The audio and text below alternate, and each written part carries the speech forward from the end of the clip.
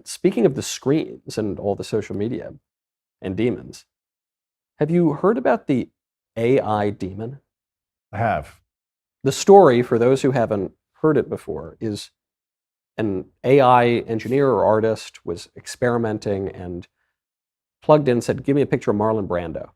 And a picture of Brando pops up. And this person was trying to explore the breadth of the map that AI is processing. Mm-hmm. So I said, okay, show me the opposite of this. And it shows a landscape or something.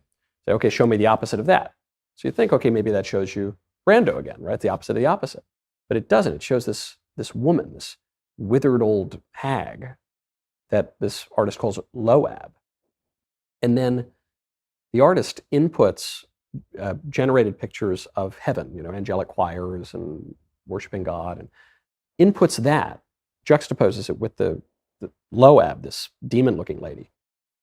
And what the AI spits out are the most gruesome images: snuff, sexual abuse, violence, all this hideous, almost as if you presented an image of heaven to a demon. Yeah. Maybe the craziest part of it is, apparently this Loab demon AI lady persists. That is, she's kind of separated from a lot of the other images in the map. And so AI seems to like her. She keeps popping up. She doesn't get smeared and blurred with all the other images. And I'm reading about this and I'm thinking, is this just some weird, quirky coincidence, or is this a demon? Well, you can't know for sure, especially being third party, not present for the whole thing, right? I didn't even hear about that one, by the way. I heard about the New York Times reporter who went to test the, whatever it is, GHC, whatever. ChatGPT. Yes, and went in and started talking to the thing.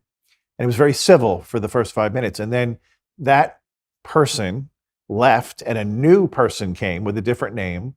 And that person was much more intrusive and started really pushing into her, I don't know if it was a man or woman, but their personal life. It was a man. And then out of the blue says, I love you, to the man. And he's like, okay, that's weird. First of all, you're not real and you're not a person. And then the thing starts telling him he has to leave his wife. She's no good for him. She's going to destroy his life, and it dragged him down a rabbit hole of horror, right? And when he got out of it, he couldn't sleep the whole night. So that's a sign that something is irritating him even after he left.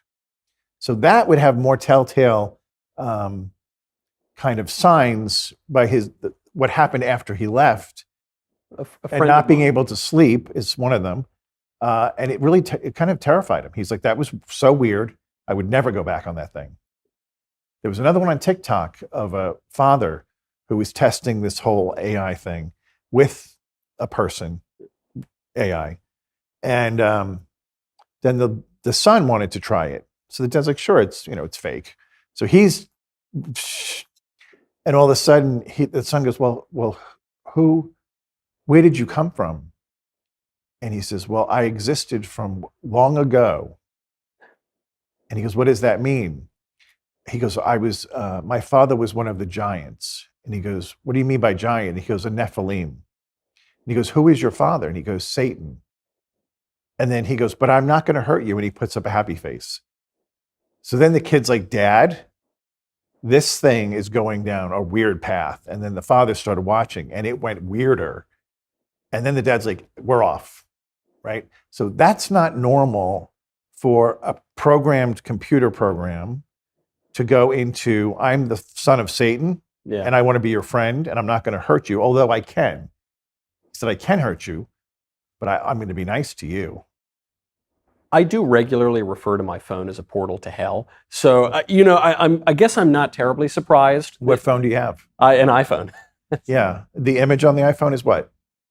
It's an apple with a bite taken out. Yes. Odd, right? That is odd. Yeah. Forbidden fruit? I was walking through a mall just the other day and I looked at the Apple store and I looked at the logo and I had that thought. I said, wait a second. Does that have somebody chose that logo? Yeah. It's subtle because you don't think of it right away. But then when you start to see all the evil that can be perpetrated through the phone,